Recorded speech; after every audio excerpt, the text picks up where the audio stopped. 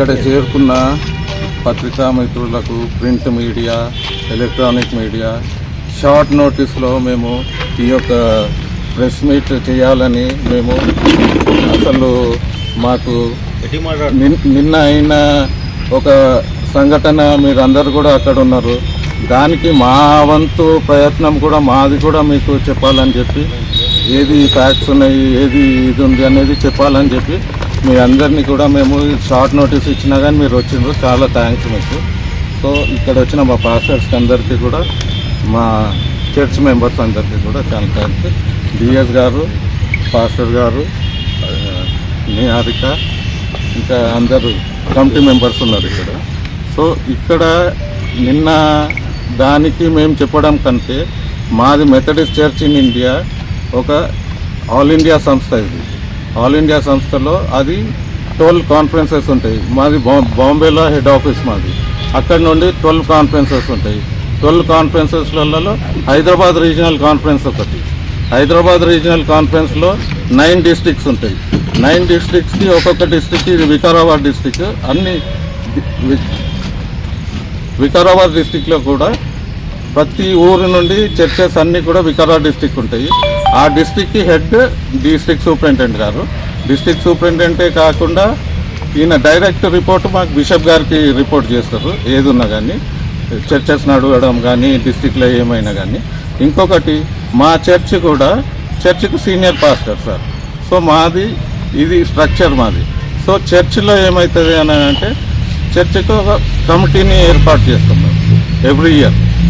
Regional conference కన్నా ముందు ఒక కమిటీ ఏర్పాటు అవుతుంది. పాస్టరేట్ కమిటీలో 24 మెంబర్స్ ఉంటారు. అందులో 8 స్టాండింగ్ కమిటీ మెంబర్స్ ఉంటారు, 5 స్పెషల్ కమిటీ మెంబర్స్ ఉంటారు, 4 ఆర్గనైజేషన్స్ ప్రెసిడెంట్స్ ఉంటారు, ఒక సెక్రటరీ, ఒక ట్రెజరర్, ఇంకా 5 మెంబర్స్ అడిషనల్ మెంబర్స్. మా పాస్టర్ గారు దాన్ని తీసుకొని వస్తారు. అది కమిటీ, ఎగ్జిక్యూటివ్ కమిటీ. అది చర్చ్లో ఏమైనా కానీ ఎవ్రీ మంత్ కూడుకోవాలి. అది దాని ఫైనాన్షియల్స్ కానీ ఏదైనా కానీ చర్చ్ డెవలప్మెంట్ కోసం అని చెప్పి దానికోసము ఆ కమిటీలో డిసైడ్ అవుతాము. ఆ కమిటీలో డిసైడ్ అయ్యి దాని డిసిషన్స్ ఫైనల్ డిసిషన్స్ అవి. అక్కడ అందరు ఉంటారు. అక్కడ డిస్కషన్స్ అయితే ఏ ఇష్యూ వచ్చినా కానీ డిస్కషన్స్ అయితే అన్నీ అవుతాయి. అయితే మేము దీనికన్నా ముందు నేను చెప్పేది ఏంటంటే, మేము ఇది ఒక ట్రస్ట్, బాంబేది Indian Bombay public trust act కింద అది రిజిస్టర్ అయ్యి ఉన్నది. దాని తర్వాత ఈ 12 రీజనల్ కాన్ఫరెన్సెస్ కూడా పని సులభం కావడానికి బిషప్ కింద Hyderabad regional conference, regional 12A exemption income tax నుండి ఉంటుంది. సో ఇది మా స్ట్రక్చర్. ఇది ఇక్కడ ఫైనాన్షియల్స్ అన్నీ కూడా ఏమవుతాయి అని అంటే, church every year balance sheet, income and expenditure అన్నీ కూడా అయిన తర్వాత ఇక్కడ నుండి మేము ఇక్కడ మా హైదరాబాద్ రీజనల్ కాన్ఫరెన్స్కి పంపిస్తాము. ఇక్కడ వికారాబాద్ డిస్ట్రిక్ట్ 9 డిస్ట్రిక్ట్స్లో ఉన్న చర్చెస్ అన్నీ కూడా ఈ ట్రస్ట్ కింద ఉంటాయి. సో మాకు ఒక chartered accountant, official chartered accountant appoint అయ్యి ఉంటాడు. కాబట్టి ఆయన దగ్గరికి పోయినప్పుడు అన్ని చర్చెస్ అకౌంట్స్ అన్నీ కూడా కన్సాలిడేట్ చేసి ఎవ్రీ ఇయర్, మీకు తెలుసు ఇన్కమ్ ట్యాక్స్ యాక్ట్ ప్రకారము తప్పకుండా సబ్మిట్ చేయాలి. సో ఎవ్రీ ఇయర్ మా సబ్మిషన్స్ అవుతున్నాయి. సబ్మిషన్ అవుతాయి 12 ఎగ్జామ్షన్ కింద. దాంట్లో కూడా మీకు తెలియాలి, ఏ ఎక్స్పెండిచర్ కూడా వేరే దానికి చర్చ్ పర్పస్ కోసమే వాడడానికి ఉంటుంది. చర్చెస్ డెవలప్మెంట్ కానీ, చర్చ్ డెవలప్మెంట్ కానీ దానికోసం వాడడం ఉంటుంది. ఆ రిటర్న్స్ అన్నీ సబ్మిట్ అయితే మేము 2019 నుండి ట్రస్ట్ కింద ఉన్నాం. 2019 నుండి ట్రస్ట్ కింద ఉండి ఎవ్రీ ఇయర్ మా బ్యాలెన్స్ షీట్స్ అన్నీ అక్కడ పోతాయి. అక్కడ ఆడిట్ అవుతుంది, అన్ని బుక్స్ ప్రిపేర్ అవుతాయి. దాని తర్వాత రిటర్న్ సబ్మిట్ చేస్తారు. దాని ప్రూఫ్స్ కూడా మా దగ్గర ఉన్నాయి, ఎవ్రీ ఇయర్ సబ్మిట్ చేసిన ఆడిట్ అకౌంట్స్ కూడా. సో 2019-20 ఫైనాన్షియల్ ఇయర్ నుండి 2020-25 ఫైనాన్షియల్ ఇయర్ వరకు అన్నీ కూడా ఆడిట్ అయ్యి, ఇన్కమ్ ట్యాక్స్ రిటర్న్స్ సబ్మిట్ అయ్యి ఓకే అయ్యి ఉన్నాయి అవి. దాని తర్వాత 25-26 ఈ జూలై 31కు సబ్మిట్ అవుతాయి అవి. కాబట్టి అది మా దగ్గర ఒకటి ఇంటర్నల్ ఆడిట్ సిస్టమ్ ఉంటుంది, ఒకటి స్టాట్యుటరీ ఆడిట్ సిస్టమ్ ఉంటుంది. స్టాట్యుటరీ ఆడిట్ సిస్టమ్ ప్రకారం అన్నీ కూడా ఆడిట్ అయ్యి ఉన్నాయి. ఒక 1 ఇయర్ నుండి అంటే మా దగ్గర ఇట్లా పాస్టరేట్ కమిటీలో ఇది అయ్యి అది ఆడిట్ కావాలని చెప్పి మా సభ్యులే కోరిండ్రు. కాబట్టి మాకు ఆడిట్ కమిటీ చైర్మన్ కూడా ఉంటుంది మాకు. సో ఆమె ఆధ్వర్యంలో, మా డిఎస్ గారు ఆధ్వర్యంలో ఇప్పుడు నిన్న మాట్లాడిన వాళ్ళు, మా మీద మాట్లాడిన వాళ్ళు, చర్చికి అగేన్స్ట్ మాట్లాడిన వాళ్ళు, వాళ్ళందరూ కూడా ఆ ఆడిట్లో ఉన్నారు. వాళ్ళు ఉంటే ఆడిట్ కంప్లీట్ అయింది. ఆడిట్ కంప్లీట్ ఎప్పుడవుతుంది? ఆడిట్ కంప్లీట్ అయిన తర్వాత దాన్ని అబ్జర్వేషన్స్ ఏమన్నా ఉంటే రాస్తారు. ఆడిట్ కమిటీ చైర్మన్ రాసిన తర్వాత దాని కంప్లైంట్స్ ఎవరు ఇస్తారు?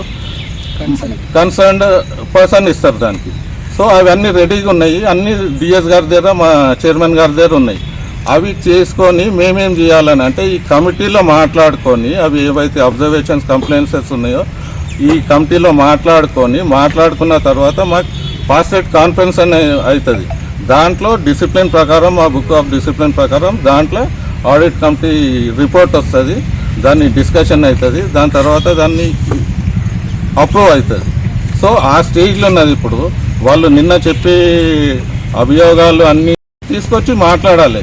ఇంకొకటి వాళ్ళకి ఆ పేపర్లు ఇవన్నీ మా చర్చ్ కమిటీ చైర్మన్ దగ్గర, మా బుక్ ఆఫ్ డిసిప్లిన్ ప్రకారము రికార్డ్స్ అన్నీ కూడా చైర్మన్ దగ్గర ఉంటాయి. ఆ చైర్మన్ ఏం చేస్తాడంటే ఆ మీటింగ్లోకి తెచ్చి అక్కడ ఆడిట్ కమిటీ చైర్మన్ దాన్ని ప్రజెంట్ చేస్తాడు. ప్రజెంట్ చేసినప్పుడు అందరు ఉంటారు కదా, వాళ్ళు కమిటీ మెంబర్స్ ఉంటారు, వాళ్ళందరూ దానికి ఏమైనా ఆబ్జెక్షన్స్ ఉంటే అడుగుతారు, లేకుంటే అప్రూవ్ చేసేస్తారు. సో ఇది చెయ్యాలని చెప్పి ఏం చేసిందామని అంటే నిన్న వచ్చిన వాళ్ళు, మాట్లాడిన వాళ్ళు, కమిటీ మెంబర్స్ కొందరు పోయి మా బిషప్ గారు అన్నిటికీ కూడా హెడ్. సో అక్కడ ఏ రోజు వెళ్ళినారు? లాస్ట్ వీక్ 26th రోజు బిషప్ గారి దగ్గరికి పోయి అందరు పోయి కలిసిండ్రు. బిషప్ కలిసి వాళ్ళ ఏమున్నాయో వాళ్ళ ఈ ఆబ్జెక్షన్స్ ఏమో చెప్తున్నారు. అయితే బిషప్ సార్ ఏమన్నాడు, మీరు పోయి డిసిప్లిన్ ప్రకారం కమిటీ పెట్టుకొని దాంట్లో మాట్లాడుకొని ఏమన్నా ఉంటే ఎవరి మీద ఏదన్నా ఉంటే అవకతవకలు ఉంటే అవి మళ్ళీ మాకు రెఫర్ చేయండి అని అంటే వాళ్ళు ఒప్పుకొని వచ్చిండ్రు. వాళ్ళు ఒప్పుకొని వస్తే నిన్న నోటీస్ పెట్టాను. నిన్న మీటింగ్ పెడితే వాళ్ళు ఏం చేసిండ్రు, అక్కడ టెంట్ వేసి అంతా మాకు డిస్టర్బెన్స్ చేసిండ్రు. మేము పోలీస్ వాళ్ళ దగ్గరికి కూడా వెళ్తే సిఐ గారు కటాఖండిగా చెప్పిండు, మాకు ఏమని చెప్పిండు అని అంటే మీరు ఈ టైంలో వస్తే నేను ప్రొటెక్షన్ ఇయ్యా అని చెప్పిండు ఆయన. అయితే ప్రొటెక్షన్ ఎందుకు వెళ్ళినామని అంటే మాకు నోటీస్ ఇచ్చినాము, వీళ్ళు ఒప్పుకొని వచ్చిండ్రు కదా అక్కడ మీటింగ్ చేస్తామని చెప్పి. సో అందరూ ఓకే ఉన్నారని చెప్పి మేము పోలీస్ వరకు పోలే.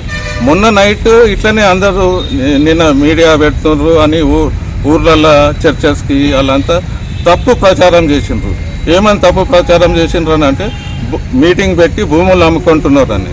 భూములు అమ్ముకోవడానికి చర్చికి సంబంధమే లేదు. అదొకటి. భూములు ఏడ కూడా అమ్మలేదు, ఏడ కూడా ఇది లేదు. ఏడని ఉంటే చూపించమనండి, అదొకటి. ఇంకొకటి, అది ఏడున్నా కానీ మా బుక్ ఆఫ్ డిసిప్లిన్ ప్రకారంగానే నడుస్తుంది. దాంట్లో రూల్స్ ఉంటాయి, ఎవరి మీద యాక్షన్ తీసుకోవాలని ఉంటుంది, మెంబర్షిప్ అనేది ఎట్లుంటుంది అనేది ఉంటుంది. సో ఇది మేము మీటింగ్ చేసుకొని సామరస్యంగా ఆడిట్ కమిటీ చేసుకొని రిపోర్ట్ తీసుకొని మాట్లాడుకొని దాని తర్వాత దీన్ని ఫైనల్ చేసుకొని మేము ఇది చేసుకుందాం అనేట్లుగా వాళ్ళు చేయనియడం లేదు. మాకు డిఎస్ గారికి ఫోన్లు చేసి నువ్వు మీటింగ్ ఎట్లా పెడతావు అది ఇది అని నిన్న ఫిజికల్గా కానీ నిన్న అంటే అబ్యూజివ్ లాంగ్వేజ్ ఆ వర్డ్స్ కూడా చెప్పలేము ఇక్కడ డిఎస్ గారికి అని అన్నారు. అంటే మేమేం చేసినాము, సరే వీళ్ళు ఇట్లా చేస్తుంటారు కదా అని చెప్పి పోస్ట్పోన్మెంట్ అన్నట్టు ఇది చేసినాము. చేసిన తర్వాత ఇప్పుడు కూడా నెక్స్ట్ మీటింగ్ పెడతాము, వాళ్ళని వచ్చి మాట్లాడమనండి, మాట్లాడి సామరస్యంగా ఇది చేసుకొని పోవాలి. లేకపోతే ఇట్లనే ప్రూఫ్లు ఉన్నాయి అంటున్నారు కదా, ప్రూఫ్లు ఉంటే ఆ పేపర్లు తీసుకొని రండి. డిఎస్ ఇక్కడ మీకు వచ్చిన అన్ని రిప్రజెంటేషన్స్ వచ్చినాయి, మీ లెటర్స్కి ఆన్సర్స్ వచ్చినాయి. స్టిల్ మీకు ఏం కావాలి? ఎందుకు చర్చ్ని డిస్టర్బ్ చేస్తున్నారు? రీజన్ ఏంది? మోటివ్ ఏంది దాని వెనకాల అన్నది ఒక్కటే. మేము ఒకటే చెప్తున్నాం, ఇప్పటి నుంచి చర్చ్ డిస్టర్బ్ కావద్దు. ఏమున్నా మీరు బిషప్ దగ్గరికి వెళ్ళి అక్కడ మీ నోటీసులు ఇచ్చుకోండి, మీ రిప్రజెంటేషన్స్ ఇచ్చుకోండి. మ్యాటర్ ఈజ్ ఇన్ కోర్టులో మ్యాటర్ ఉన్నంత వరకు ఎవ్వరు చర్చ్ని డిస్టర్బ్ చేయడానికి రైట్ లేదు.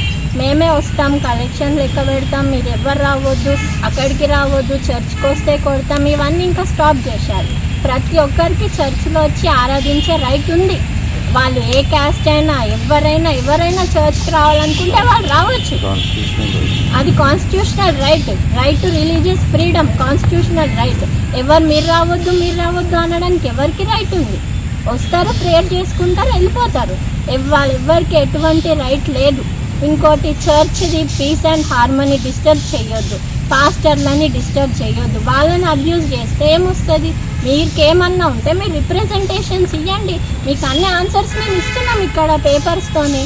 ఇవి తీసుకోకుండా మీటింగ్కి వచ్చి మాట్లాడకుండా వచ్చి చర్చ్ దగ్గర దౌర్జన్యం చేసి ఫిల్తీ లాంగ్వేజ్ యూజ్ చేసి ఆడవాళ్ళు వచ్చి మాట్లాడితే వాళ్ళని తిట్టి ఆ రౌడీజం మా చర్చ్ దగ్గర కుదరదు. ఇది చర్చ్ ట్రస్ట్ కింద ఉంది. ఇవన్నీ మ్యాటర్ కోర్టులో ఉన్నప్పుడు కోర్టులో వచ్చి ఆర్డర్ వచ్చే వరకు ఎవరు గిల్టీ ఎవరు నాన్ గిల్టీ ఆర్డర్ వచ్చే వరకు ఎవరు చర్చ్ దగ్గర డిస్టర్బ్ చేయొద్దు. మేము ఎన్నో రిప్రజెంటేషన్స్ పిఎస్ వాళ్ళకి ఇచ్చినాం, అందరికి ఇచ్చినాం, కానీ వాళ్ళు ఎవరు మాకు సపోర్ట్ చేయట్లేదు. మాకు తెలుసు ఎట్లా చేసుకోవాలో, అది కూడా మేము చేస్తాం. బట్ స్టిల్ ఇప్పటి వరకు వాళ్ళు అంటున్నారు ఎస్ఐ సపోర్ట్ చేస్తున్నారు, సిఐ సపోర్ట్ చేస్తారు. ఎవరు సపోర్ట్ అని ఉండండి, మీరు ఎవరినైనా తెచ్చుకోండి, కానీ మా చర్చ్ దగ్గర రావద్దు. చర్చ్ దగ్గర అన్ఆథరైజ్డ్ మీటింగ్స్ కండక్ట్ చేయడానికి ఎవరికి రైట్ లేదు. అది ఎవరైనా సరే మీరు చర్చ్లో రావాలి, మీకు ఏమన్నా ఉంటే మీటింగ్లో కూర్చోవాలి, మాట్లాడాలి, లేదా బిషప్ దగ్గర పోవాలి, అక్కడ సాల్వ్ చేసుకోవాలి. అంతేగాని మేము మీటింగ్లో పెట్టేస్తాం, మేము వాళ్ళని పిలుస్తాం, వాళ్ళని పిలిచి కొట్టిపిస్తాం, వీళ్ళని పిలిచి కొట్టిపిస్తాం, ఆ చర్చ్ మెంబర్స్ని పిలుస్తాం అంటే మేము ఇక్కడ యాక్సెప్ట్ చెయ్యము. ఇంక ఇప్పటి నుంచి అది అయిపోయింది, ఆ టర్మ్ అయిపోయింది. మీకు అన్ని ఆన్సర్స్ ఇచ్చేసినాం, ఆడిట్ రిపోర్ట్స్ ఉన్నాయి, ప్రతి ఒక్కటి ఉంది, స్టాట్యుటరీ ఆడిట్ ఉంది, అన్నీ మేము డిఎస్ఆర్కి ఇస్తాం. ఇప్పటి నుంచి మాకు ఇవేవి డిస్టర్బెన్సెస్ ఉండొద్దు. కోర్టు నుంచి ఆర్డర్ వచ్చే వరకైతే ఎవ్వరు ఏమి చేయడానికి లేదు. వెల్ఫేర్ అసోసియేషన్ అని గ్రూప్ క్రియేట్ చేసుకొని ఇది రిజిస్టర్ చేసి, ఇది ఒకటి అసోసియేషన్ వాళ్ళు రిజిస్టర్ చేసి, వాళ్ళకి మా చర్చ్లో ఎట్లాంటి రైట్ లేదు. వీళ్ళు మెంబర్స్ ఉన్నారు అందులో కొంతమంది, వాళ్ళు వచ్చి మా చర్చ్లో ఇవన్నీ చేయడానికి వాళ్ళకి ఎట్లాంటి రైట్ లేదు. సో మేము ఒకటే రిక్వెస్ట్ చేస్తున్నాం, ఇక నుంచి థ్రెటనింగ్ కానీ ఎవరినైనా మా చర్చ్కి వచ్చి church peace and harmony disturb చేయడం కానీ, మా పాస్టర్లని డిఎస్లని ఆపడం కానీ, మేనేజ్మెంట్ వాళ్ళకి ఏమన్నా డిస్టర్బ్ చేయడం కానీ ఏదన్నా జరిగితే మాత్రం we will take over the church.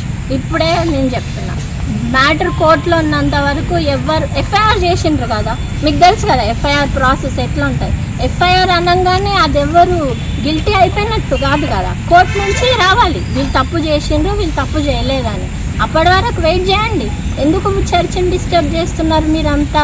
అక్కడ రౌడీజం ఎవరికండి? రౌడీజం ఎవరిపైన చూపిస్తున్నారు? నేను పోతే ఈరోజు నా చెయ్యి నాపేసి నన్ను పట్టుకొని నా చెయ్యి పట్టుకొని అదేనా చర్చ్ దగ్గర బిహేవ్ చేసేది? చర్చ్ దగ్గర చెడ్డ మాటలు మాట్లాడి మాకు అవన్నీ సెట్ కావు. ఇప్పటి నుంచి ఇట్లాంటివి జరగొద్దు. వాళ్ళని పక్కలు ఉండాలి, సార్ వాళ్ళు టేక్ ఓవర్ చేస్తారు, వాళ్ళే చూసుకుంటారు అంటిల్ మ్యాటర్ సెటిల్స్. ఇదైతే మీకు కన్వే చేస్తున్నాం, మీరు కూడా వాళ్ళకి కన్వే చేస్తారు. మేడం, మీరు ఏదైనా ప్రాబ్లం ఉంటే డిఎస్కి చెప్పండి, డిఎస్కి చెప్పండి అంటారు కదా, వాళ్ళు డిఎస్ పదవి కాలం తగ్గినా వాళ్ళు బిషప్ కాలం పొడిగించుకుంటున్నారు, వాళ్ళు ఇన్ఫ్లుయెన్స్ చేసి బిషప్ కాలం పొడిగించుకుంటున్నారు.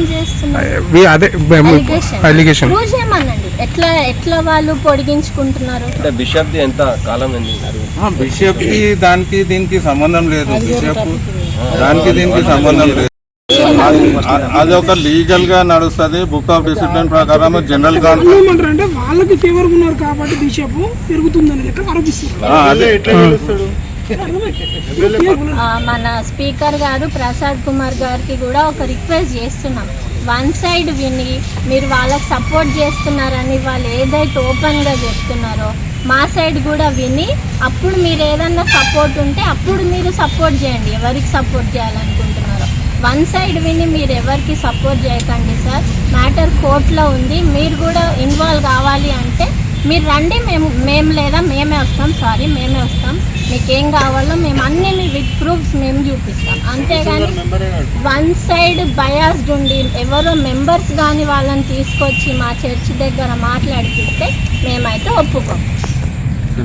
చెప్పారు తను మా చర్చ్ మెంబరే కాదు, తను ప్రైవేట్ ఆర్గనైజేషన్ మెయింటైన్ చేసుకుంటూ ఉంటాడు, మా చర్చ్ మెంబర్ కాదు.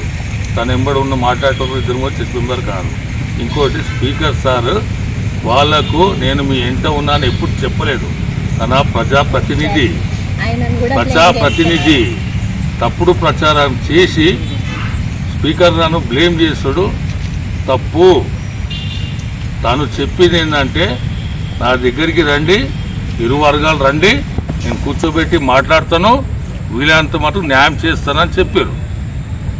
అంటే ఇంకోటి మా దగ్గర ఏముంటుంది అంటే as per bishop order no political interference ఉంటుంది మా దగ్గర.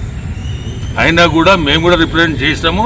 చేస్తే తనేమన్నాడంటే నాకు ఇరు వర్గాలు సమానమే కాబట్టి నాకు అందరికీ న్యాయం కావాలంటే మీరు కూర్చొని బిషప్ అయ్య గారి దగ్గర మాట్లాడుకొని సమస్య పరిష్కారం చేసుకోండి అని చెప్పిండు.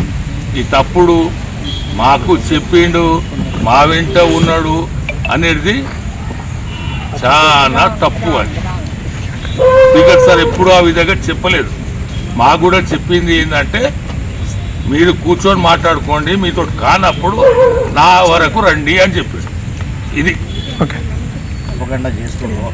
దీన్ని యాక్చువల్గా ఎన్ని నుంచి స్టార్ట్ అయిందంటే 2007 మన పెద్ద కేప్స్ కన్స్ట్రక్షన్ స్టార్ట్ అయినప్పుడే యాక్చువల్గా వాళ్ళు చేసినది ఏదైతే వాళ్ళు కమిటీ ఉన్నప్పుడు ఇప్పుడు ఎవరెవరైతే పెద్ద మనుషులు ఇప్పుడు వచ్చి ఇలా పైసలు తినేసారు ప్రూఫ్స్ లేకుండా ఏవైతే మాట్లాడుతుందో వాళ్ళలాగా మనం ప్రూఫ్స్ లేకుండా మాట్లాడడానికి వెళ్ళేది సార్. 2007లో వాళ్ళు 7/7కి కొటేషన్ తెచ్చారు కాంట్రాక్టర్ నుంచి. 7/7/2007లో కొటేషన్ తెచ్చి డేట్ ఏది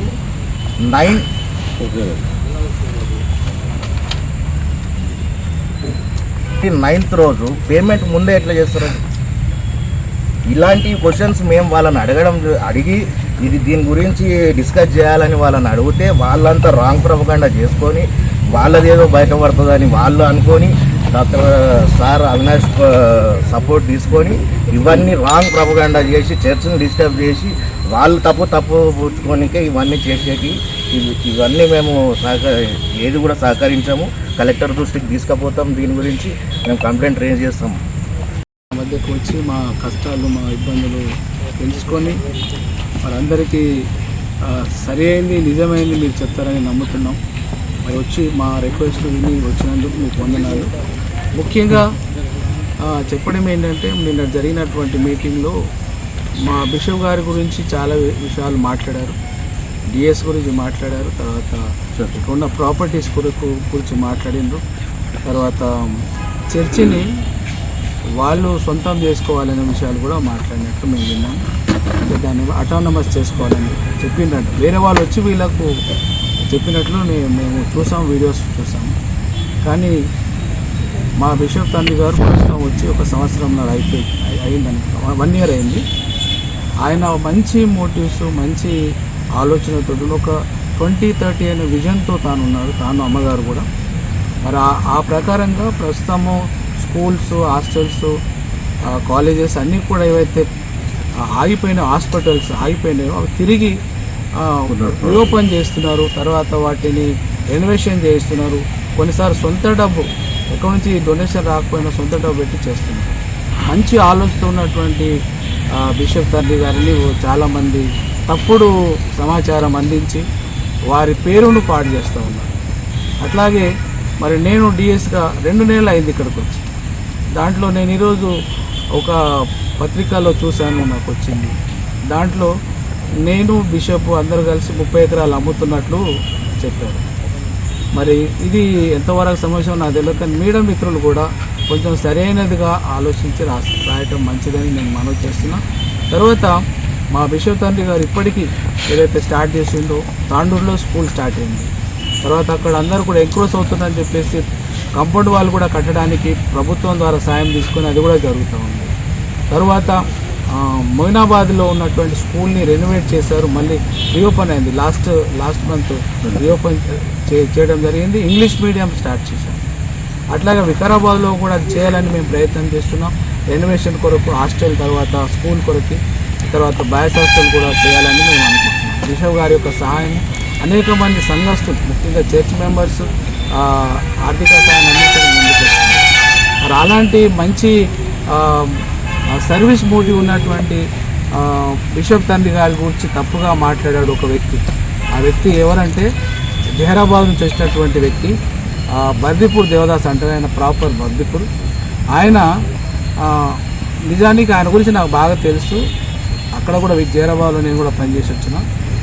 ఆయన తన సొంత ఇంట్లోనే ఉన్న సమస్యలు తీర్చుకోలేని పరిస్థితి.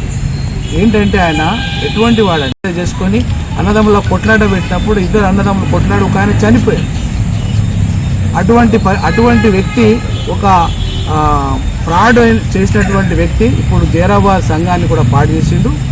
అక్కడ వస్తున్నటువంటి కానుకలన్నీ కూడా ఇంటికి తీసుకొని వెళ్తున్నాడు. అలాంటి వ్యక్తి వచ్చి ఇక్కడ నిన్న రోజున నా పర్మిషన్ లేకుండా జరిగిన మీటింగ్ అది, దాంట్లో ఈ విధంగా మాట్లాడి దారూర్ జాతర పైసలన్నీ బిషప్ సాబ్ తీసుకుపోయిందండి. అట్లా ఉండదండి. దారూర్ జాతర ట్రస్ట్ కూడా ఉంటుంది. ఆ ట్రస్ట్లో సుమారు 30 మంది మెంబర్స్ ఉంటాం. కర్ణాటక వాళ్ళు ఉంటారు, మేము ఉంటాం, అందరం కూడా ఉంటాం. అక్కడ ఏది డిసైడ్ అవుతుంది ఆ ట్రస్ట్ కింద ఉన్నటువంటి అకౌంట్లోకి ఆ డబ్బులు పోతాయి. అక్కడ ప్రతి సంవత్సరం అన్ని ఏర్పాట్లు కూడా అదే డబ్బుతో చేయాల్సి వస్తుంది. ఆ పనిలో ఒక్కొక్కరికి ఒక్కొక్క పని అప్పగిస్తాం. లైటింగ్ కానీ, వాటర్ కానీ, పోలీసు వాళ్ళ బందోబస్తు కానీ, ఇవన్నీ కూడా అన్నీ కూడా భోజనాలు ఇవన్నీ కూడా పెట్టాల్సి వస్తుంది. దానికి ఖర్చు అయితే కానీ ఇంటికి తీసుకుపోయి తన ఇంట్లో తన అకౌంట్లో వేసుకోలేదండి. ఈ విషయాన్ని నేను ఖండిస్తున్నా. బర్దిపూర్ దేవదాస్ గారు ఆ మాట వెనుకకు తీసుకుంటే మంచిది, కానీ అతను మూర్ఖుడు కాబట్టి తీసుకోవాలనుకుంటున్నాను నేను. తర్వాత నా పేరు కూడా తీసిండు. అక్కడ ఏమని తీసిండు అంటే, మేము అక్కడ నుంచి ఎలగొట్టినాం, ఇక్కడ నుంచి కూడా మీరు ఎలగొట్టేసేయండి. అలాంటి పిచ్చి మాట్లాడినట్టు నేను గమనించిన. కాబట్టి ఆయన మాట పూర్తిగా అబద్ధం. తాను అక్కడ కనీసం మా కమిటీ మెంబర్లో ఒక ఫస్ట్ 5 ఉంటుంది, పాస్టర్ ప్రివిలేజ్లో కూడా ఆయన ఎప్పుడు కూడా ఉన్నట్టు నేను చూడలేదు. అలాంటి వ్యక్తి ఈరోజు అక్కడ లీడర్ అయిపోయి ఇక్కడికి వచ్చేసి మా చర్చిని డివైడ్ చేయడానికి ప్రయత్నం చేస్తారు. కాబట్టి మా బిషప్ తండ్రి గారు మంచి పనులు ఇక్కడ చేస్తూ ఉన్నారు. వారు ఇచ్చినప్పటి నుంచి స్కూల్స్ ఓపెన్ అయినాయి. మెథడిస్ట్ స్కూల్ ముఖ్యంగా హైదరాబాద్లో హ్యాబిట్స్లో ఉంటుంది. 10 మంది లేని స్కూల్ ఇప్పుడు 200-300 మంది పిల్లలు అయినారు. హాస్టల్లో 200 మంది వచ్చారు. తర్వాత స్టాన్లీ స్కూల్లో 100-200 మంది ఉన్నట్టు పిల్లలు ఇప్పుడు 500 మంది దాకా వచ్చారు. తర్వాత హాస్టల్లో ఇప్పుడు ఈవెన్ ఇంటర్మీడియట్ స్టూడెంట్స్ కూడా హాస్టల్లో ఉంటున్నారు. అక్కడ మా బిషప్ తండ్రి గారు, అమ్మగారు వారిద్దరు కలిసి చేసినటువంటి ఆ పనిని బట్టి మరి మా యొక్క కాన్ఫిడెన్స్ అభివృద్ధి చెందుతున్నది. వాళ్ళు ఎవరెవరో చెప్పి అనవసరంగా తప్పుదారి పట్టేసి మా చర్చిలో మాకు అల్లరి సృష్టిస్తున్నారు. కాబట్టి ఇది నేను ఖండిస్తున్నా. కాబట్టి దయచేసి మీడియా మిత్రులందరూ కూడా కరెక్ట్గా మీరు రాసి మా సంస్థ వికారాబాద్లో డెవలప్మెంట్ కొరకు మేము చేస్తాం. తర్వాత ఇంకొకటి 30 ఎకరాల విషయం ఇంతకుముందు మాట్లాడారు. అయితే 30 ఎకరాల విషయం నేను వచ్చి అమ్మేస్తున్నానంట. మీరు ఆ పత్రికలో చూడండి, 2 నెలలు అయిపోయి నేను అమ్మేస్తున్నానంట. ఇదంతా చాలా జోక్గా ఉందండి. అసలు అది ఇంతకుముందు మా సభ్యుని చేతిలో ఉండింది ఇన్ని రోజులు కాదు, ఇప్పుడు ఆయన మొత్తం ఇచ్చేసింది. ఇన్ని రోజులు నడిపించి ఇప్పుడు ఈసారి మేము కనీసం కల్టివేషన్ కూడా ఇవ్వలే. అది అట్లనే లాకేసి పెట్టాం. మీరు వెళ్ళి చూడండి, అక్కడ ఏడుకు లాకేసేసాం. వేరే వాళ్ళు ఎంకరేజ్ అవుతారని చెప్పేసి మేము ప్రయత్నం చేస్తున్నాం. ఫెన్సింగ్ వేయాలని మేము చూసుకుంటున్నాం. మేము అమ్ముకునే వాళ్ళం ఫెన్సింగ్ వేయడానికి మాకు అనుకుంటామా అండి? ఇవన్నీ కూడా కరెక్ట్ కాదు. అమ్మితే అది అమ్ముడు కూడా పోదు, మీకు అందరూ తెలుసు. ట్రస్ట్లో ఉన్నటువంటి అమ్మాలంటే చాలా కష్టం. మన సొంత భూమి అమ్ముకోవాలంటే ఎంత కష్టమవుతుంది కదండి. ఇవన్నీ కూడా తప్పుడు సమాచారం వారు అందించారు. ఇక్కడ చర్చి డిస్టర్బ్ అయిపోయింది మాకు. ఈ రోజున చర్చిలో కూడా కొంచెం ఈ సమస్య వచ్చేసింది. కాబట్టి దయచేసి మా కాన్ఫరెన్స్ విషయం కానీ, లేకపోతే కాన్ఫరెన్స్ ఆఫీసర్స్ విషయం కానీ, బిషప్ గారి విషయం కానీ, లేకపోతే డిఎస్పీ పాస్టర్స్ విషయం కానీ ఎవరు ఏం చెప్పినా కూడా నమ్మకండి. మేము అమలుగా ఉండి సేవ చేయడానికి, వాక్యం చెప్పి ప్రార్థన చేయడానికి ఉంటాం. ఇక్కడ మేనేజ్మెంట్ విషయానికి వస్తే అడ్మినిస్ట్రేషన్లో ఏదైతే డిసిప్లిన్ ఉందో మాకు ఆ డిసిప్లినే మేము ఫాలో చేస్తాం. అక్కడిక్కడ వెళ్ళడానికి వీల్లేదు. మన దేశానికి రాజ్యాంగం ఎట్లనో మెథడిస్ట్ చర్చికి ఆ యొక్క డిసిప్లిన్ అట్లుంటుంది. దాని ప్రకారంగా నేను ఇప్పుడు వివరించే టైం ఎక్కువైతే కాబట్టి నేను వివరించలేను. కాబట్టి ఇది విషయం కనుక దయచేసి మీడియా మిత్రులందరూ మీరు సరైన సమాచారం మీ ద్వారా నేను వారికి అందిస్తున్నా. దయచేసి ఇటువంటి తప్పుడు సమాచారం తెచ్చి తర్వాత నా పర్మిషన్